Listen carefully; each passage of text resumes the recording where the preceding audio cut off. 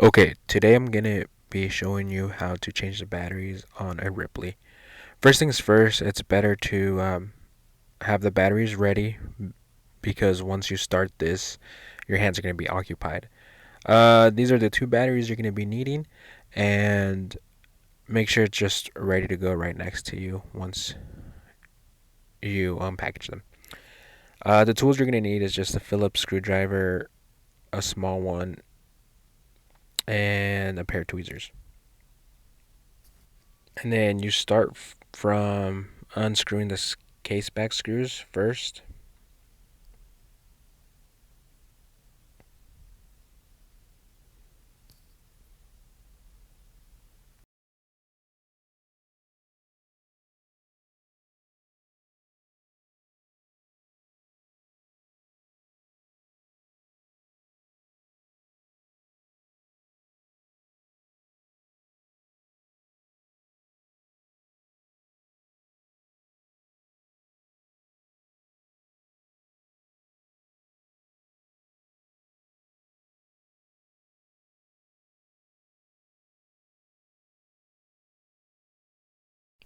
And you see how I put the screws in a little plastic container, a little plastic dish. It's better to have everything organized while you take this watch apart. You see it's kind of stuck, so all you have to do is just pry it open and it should pop up.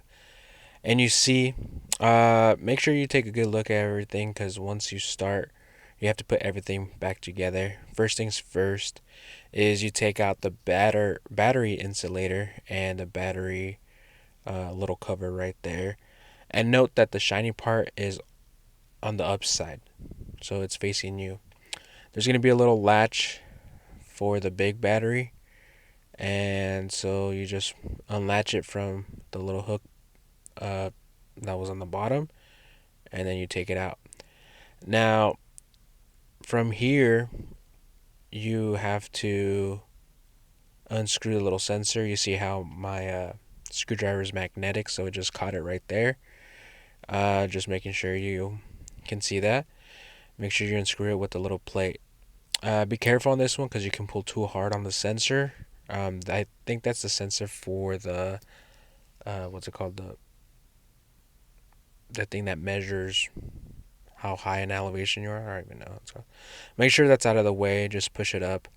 And then you see that I'm pointing right there. We're going to take out the crown, and that's where the little crown um, button is to take out the crown, basically. And make sure the crown is all the way in, and you can see the little dimple in it. And then press it down. You don't have to press it down hard. And then you just pull it out. It's pretty simple.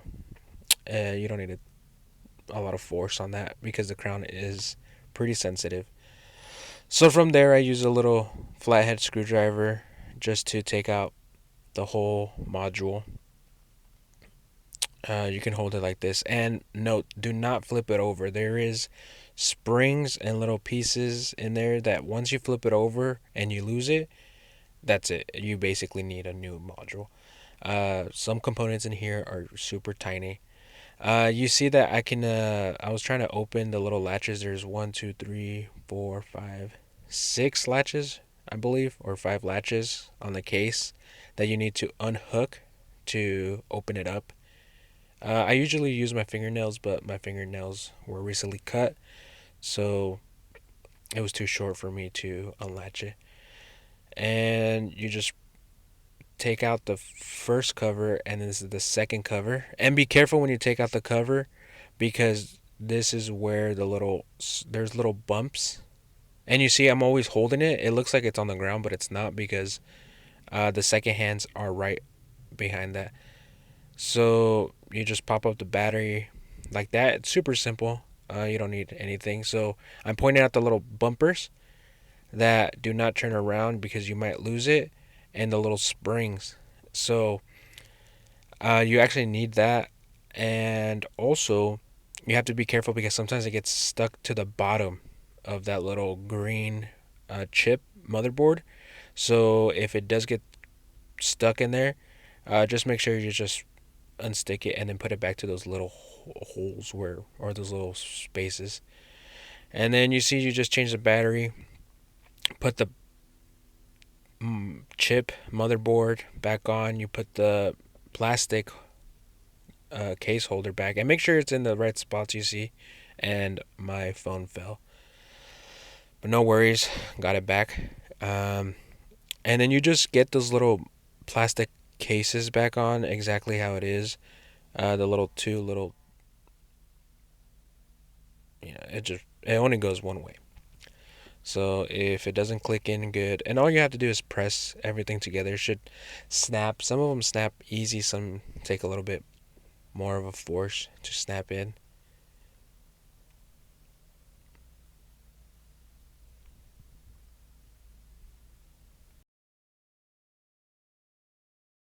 And I'm showing you here where the crown goes, because it's kind of confusing, but there's like a little entryway,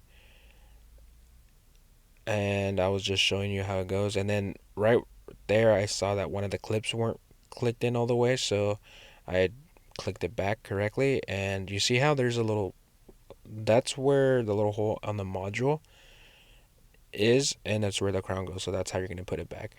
Usually you put the crown in first. Oh, and I pointed out one of the little springs there too, to not flip it over, because that can get lost. And I mean, there's so many components in here that if you lose one little thing, it might not work. The light might not work. Some pushers might not work. Something just is gonna not work. So just be careful. Do not flip it around. And then I used the little tweezers to put the flaps back in. So to do it the easiest, it looks easy, which it is once you do a lot of these. But the little flaps kind of get stuck, so you use the pliers, or the little tweezers, I mean, to just push them in and then push the module inside the case.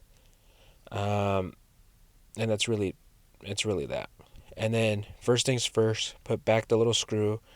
You see that I didn't use my Phillips screwdriver on this one, only because my Phillips screwdriver is magnetic, and so I wasn't trying to struggle for a couple minutes to put that back. So I just used a little flathead, a little small screw flathead driver, or whatever.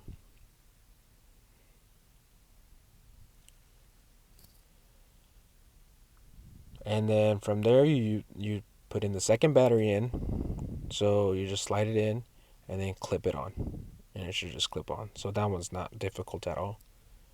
And then from there, it's actually, I didn't even do it correctly, because, oh, well, the battery insulator back on the correct way. But it's best to reset the digital display, which I'm gonna do right now. I just forgot to do it. And the shiny part, I'm showing the shiny part is always gonna be facing you when you put it back in. And then there's two little latches on the module. So those two little latches will always be, it just holds it in place. And I see the crown, and I'm showing you the crown, how it's pushed in.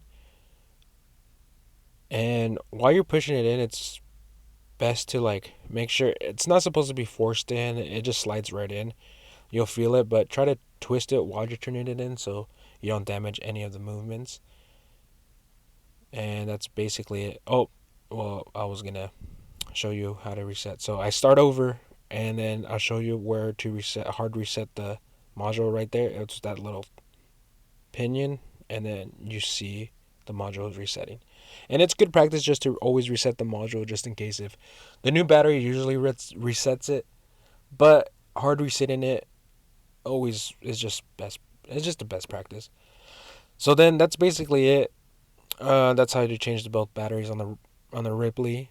Pretty simple. I think the only thing I left out was when you're putting the case, the plastic white case back on, the little latches will try to sneak in there. Try to always put the little hooks that the main case has like away, and that's basically it. Hopefully everything's working on yours, and hopefully this was helpful. It's pretty simple. I mean, simple when you do them. basically all day. But for someone who is basically first time doing it or not experienced in watches or even like soldering boards or motherboards or something like that, it does take a little bit. Just be patient, I guess. And then I'll just show you the watch when it's working and it's ticking and the lights are working. Just make sure you function test everything. Um, Before you honestly put on the case back, but I already knew everything was working, so